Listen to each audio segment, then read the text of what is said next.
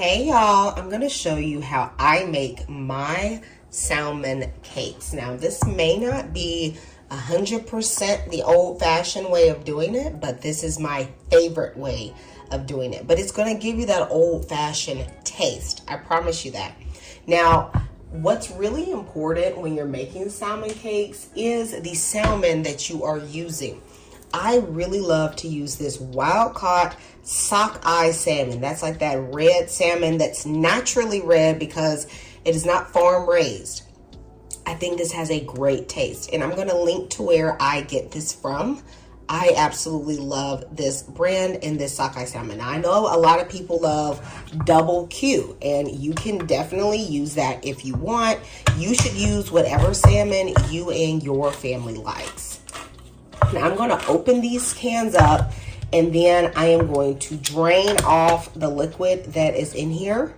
Okay, if you're familiar with canned salmon, you know that it is canned in its own juices, and you want to get rid of that to be able to form the salmon patty. Add your salmon into a large bowl, and as you can see, the salmon is not completely drained. It's not really a big deal, okay? It'll be fine.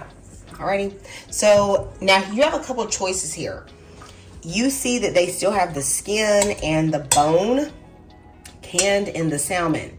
Some people really like to take out the bone, but honestly, I do not, because they are super soft. They have calcium, they're good for you.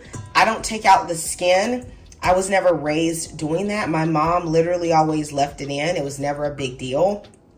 But if you want to remove it, all you have to do is, go in here with your hand, child, take it out, and you're good to go. Now, it may be hard to get all the skin out, but if your family doesn't like it, then remove it. But honestly, when you make the patties, nobody's going to taste it.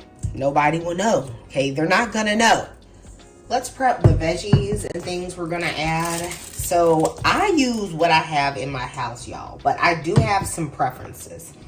I'm always going to add something onion based, and so I'm going to use green onion. And with this amount of salmon, my preference would be 2.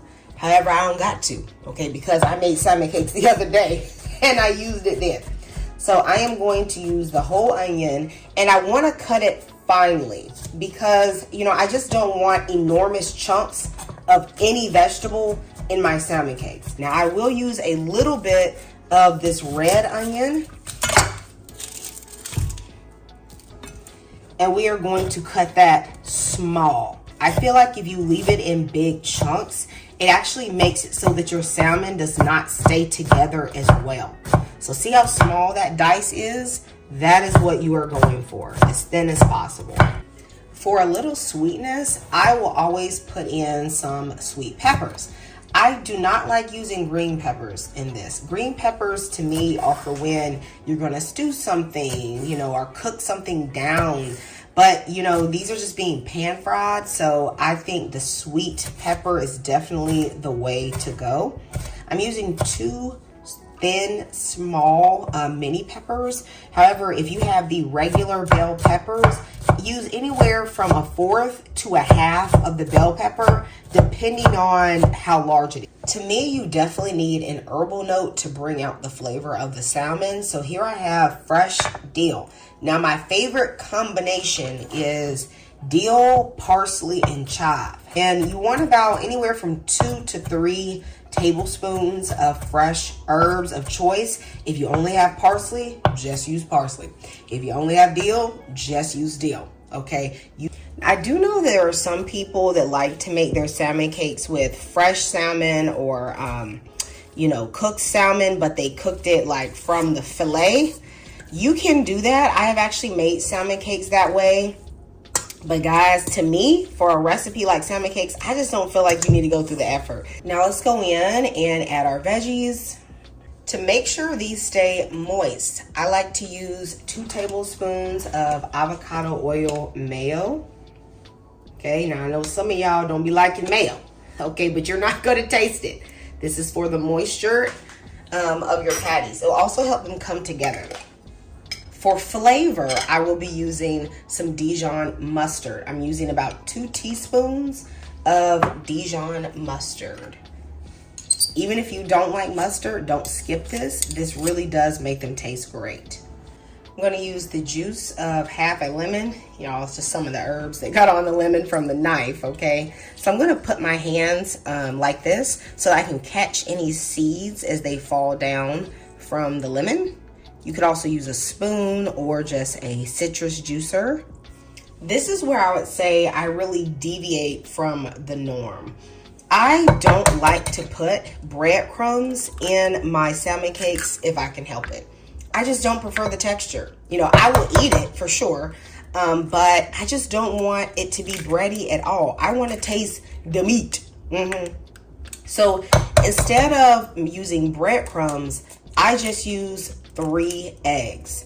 I think back in the day, a lot of times the cornmeal, the flours, the crackers, the breadcrumbs and stuff was used not just as a binder, but also just to stretch the meal. I mean, I've had some salmon cakes where I feel like there's like a cup even of breading inside of the meat. But if you want to use breadcrumbs, you are welcome to use them, and I'll put the ratios in the description box. Before I add egg, I'm going to season this. The seasoning I'm going to use is really simple. I like to use some Tony's Creole seasoning. This is a Cajun seasoning that has a good amount of salt. Okay, so I'm basically going to use this like the salt. Now remember, canned salmon does have salt, so you don't want to overdo it. I'm also using this seasoning. Now don't be fooled by the packaging, guys. This is basically a low sodium Cajun seasoning. So I'm going to use probably about half a teaspoon or so of this. I'm not measuring. Watch and learn. Love, watch and learn. Okay? I'm also going to use a little bit of cayenne pepper. Not much. Woo, child. If you ain't sneezing, it ain't seasoned. Okay? I'm also going to go in with some black pepper. And that's it. Okay, it doesn't need any more than that in my opinion. If you want, you could add lemon pepper, but this to me is a great classic combination for traditional salmon cakes. Now at this point, you should go in and taste it. Remember, this mixture is not raw, so it is safe to eat. Yo, this is a salmon salad basically, okay? All right, tuna salad, this is salmon salad. For me, it's perfect. Doesn't need anything at all, okay? And shoot, if you want to eat this with some crackers, go ahead and do it, okay? But I'm going to add in my eggs so that I can make this into patties.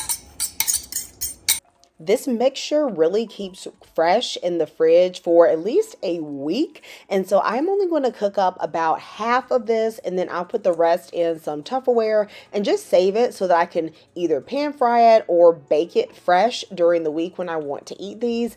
I like to use an ice cream scoop so that I can get consistency in the side. Now, I know some of y'all like to make them big old cat face, huge salmon cakes, but me, I like the tiny ones. So I eat maybe 3 of these little ones instead of say 1 or 2 really big sizes. I just think that they're easier to flip this way, especially with just using the egg. You're going to need to let this cook on a medium to a medium low heat. So maybe like a 4 on an electric stove for 3 to 4 minutes undisturbed. That's really important because if you flip it too early, you risk letting the cake fall apart because the egg hasn't set yet to keep together. Once you flip it, it's only going to need to cook for about 2 to 2.5 minutes on the other side because the only thing you're cooking right now is the egg. It is mostly cooked. You just need it to brown. So y'all, this is one of my favorite breakfasts. I'm about to tear into this. I have some salmon cakes, some scrambled eggs, and some apple slices. I'll also do other types of fruit, but growing up, we would do salmon cakes, eggs, grits, fried apples, toast, cheesy eggs. So good, but I don't do all that on a typical breakfast day. But I am going to show you guys the texture of these salmon cakes. As you can see, they come apart so easily. The texture is great. And once they're cooked, they do not fall apart. Okay, they're not crumbly. They're perfect even without that breading. Let me know if you guys are going to try this recipe in the comments. And when you do, honey, you're going to have to tell me how much you love it, because I know you're going to love it. I'll see you next time. Goodbye and God bless.